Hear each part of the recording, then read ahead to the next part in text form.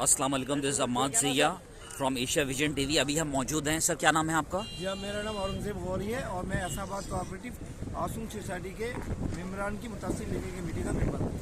और सर, आप अपनी प्रॉब्लम बताएं कि आपके साथ क्या प्रॉब्लम आई है। मैटर ये है कि हमारा ज़मीन का मैटर 2009 से चल रहा है यहाँ पर सिंध हाई कोर्ट के अंदर, और उस दौर के अंदर उस टाइम की जो पीपल्स पार्टी और एनक्यूएम थी, उन लोगों के तवज्जो से ये कब्जे हुए थे।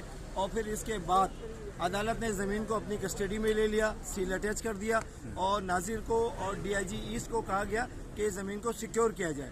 लेकिन बदकिस्मती हमारी है कि उस दौर से आज तक सिक्योर नहीं किया जा रहा, बल्कि कब्जे बढ़ते जा रहे हैं।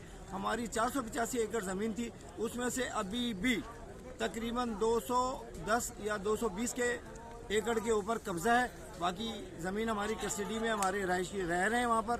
लेकिन बात यह है कि इतने ऑर्डर्स के बावजूद ये एक प्लानिंग मांगी गई, अदालत ने प्लानिंग मांगी रिमूवल ऑफ इंक्रोचमेंट की नाजिर से, कि भाई ऑर्डर दिया था 5/3/2020 को और 1/11/2019 को और 11/11/2020 को कि अदालती ऑर्डर पे अमल दरामद कराया जाए।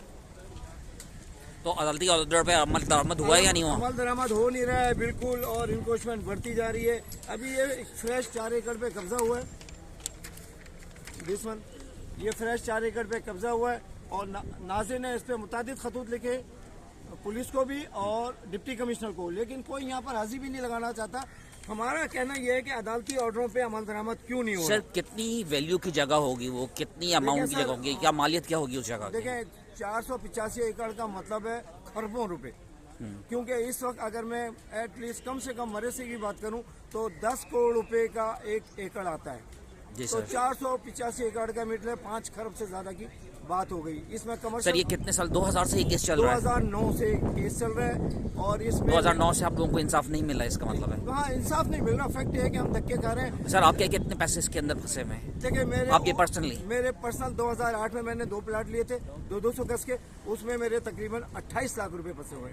28 लाख रुपए 2008 में मैंने अपने रिटायरमेंट के पैसे से। कहाँ से आप रिटायर्ड हुए थे सर? मैं फिलिप्स इलेक्ट्रिकल इंडस्ट्री से रिटायर हुआ था, वहाँ से मेरे को गोल्डन हैंडशेक मिला था, और वो पैसे मैंने यहाँ पर अपने बच्चों की रहाइश के लिए लगा दिए थे कि चलो 2 प्लाट ले लेते हैं, 2 बेटे। सर, और यहाँ पे कब्जा करने वाले कौन लोग हैं? इस वक्त तो अब देखें, खुलेआम अब पीपल्स पार्टी के जेर साया कर रहे हैं ये लोग।